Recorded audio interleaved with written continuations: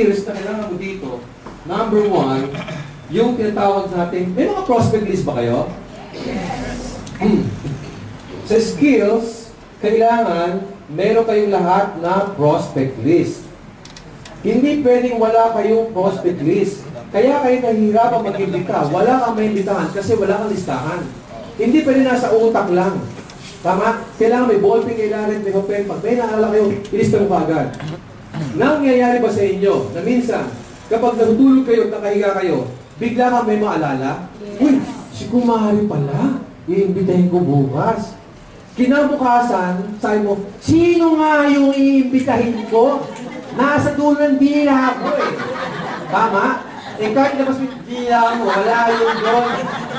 Huh? Tama? Kailangan pag naalala, lista ka agad.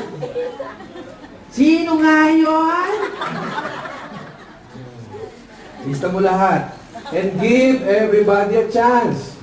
Hindi kayo Diyos o manghuhula para husgahan yung iimbitahan mo kung sasama o hindi. Kasi minsan, may prospect ka, uy, prospect ko to ah. Mayaman na to eh.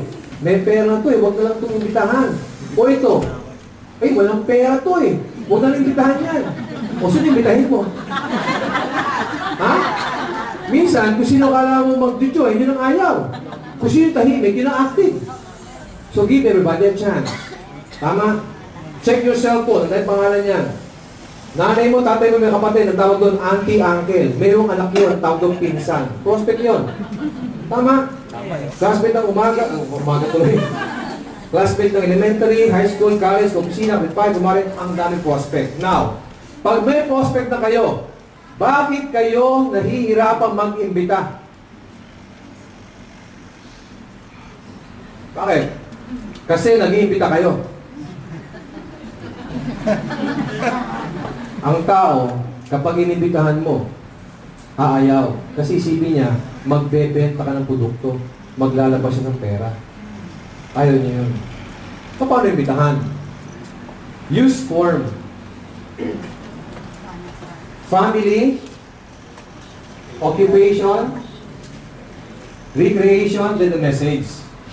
Makikipagkwentuhan muna kayo. Dapat alam niyo yung pangailangan niya. Tama?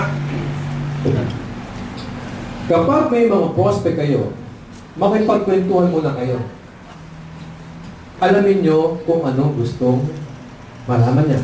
Hindi yung lahat sasabihin mo. Art of communication. Ano ang gustong marinig ng kausap nyo? Bakit kayo? Meron ba kayo taong kinakainisan dahil ang yabang-yabang? Meron ba kayo gano'n? Bakit mo sabi na yabang? Kasi sila yung bida. Alam mo ako? Alam mo ako? Alam mo ako? Puro gano'n. Pero sino yung tao gusto mo kausap? Alam mo, yung binabagay pangalan mo, di ba? Kasama ka sa conversation, gusto mo yon. Mahawak, tumatapik sa'yo, parang relax na relax ka. So kapag kayo mag-iimbita, huwag kang gila-gigil. Uy, sama ka naman sa akin. Ano yung 780 lang? Wala na ako 500 eh. See? Hindi, sama yun.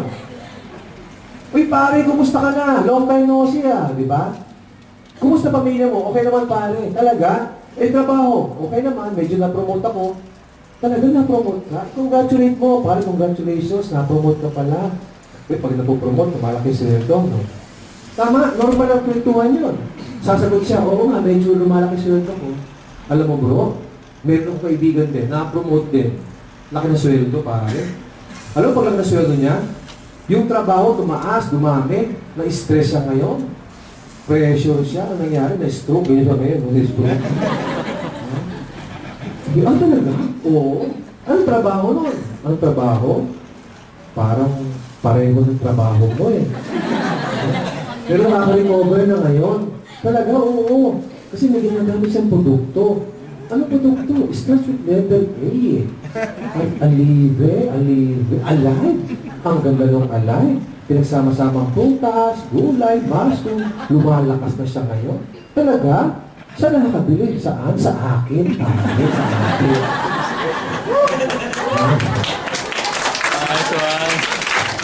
Ano kaya?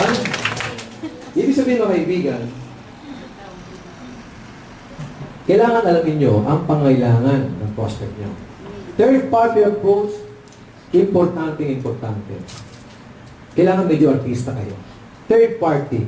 Pag may nakita ka, kasi di ba ngayon, nung na-involve ka rito, lahat, dati, kapag may nakakasulubong ka, classmate ko dati yun di ba dati pag gano'n?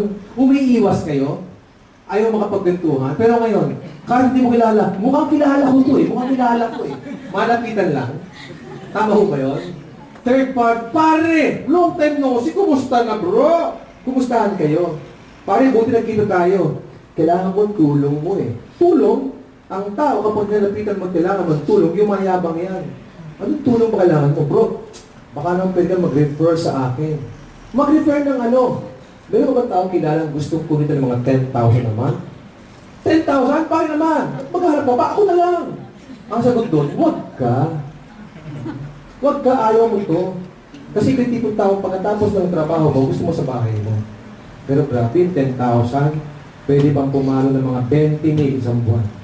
20,000 pare? Baka nga pwede ako dyan, ako na lang. Huwag ka. Kasi may seminar yun, ayaw mo nun. Ang seminar, 20 minutes. Ayaw mo yun, huwag ka. Pero yung 20, aabot ng 30, 50. Magagalit yun. Alam mo naman ito, parang dito kaibigan. Ako na lang. Huwag ka. Hanggang 3 lang yun. Pang-apat, huwag ka na maging inarte. Baka naman, huwag ka. Diba? Pang-apat, ito sagot. Baka naman pwede ako dyan. Ito sagutin mo. Parang kulit mo. Alam mo, sa totoo lang, kung hindi kita kaibigan, hindi kita pagbibigyan eh. Gulit-gulit. Ito gawin natin. Bukas galakad sana ako. Kakansilin ko. Bukas ng alas 5. Diyan sa SM South Mall. Magkita alas 5. Hintayin mo ako doon. Pag nalit ako, hintayin mo ako Sige na. Sige na.